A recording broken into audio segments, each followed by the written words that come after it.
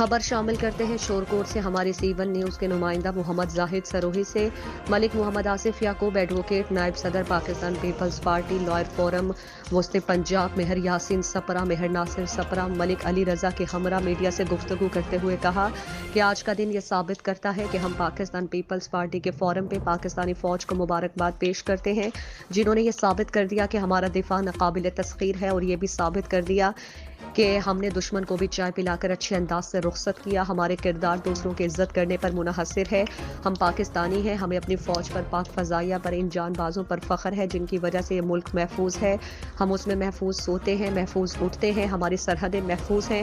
ये भारत के लिए पैगाम है कि अब भारत को चाहिए कि अपनी हर धर्मी ख़त्म करे और अमन की तरफ आए। पाकिस्तान ने हमेशा अमन की ख्वाहिश की, मगर हमारी कमज़ोरी नहीं है।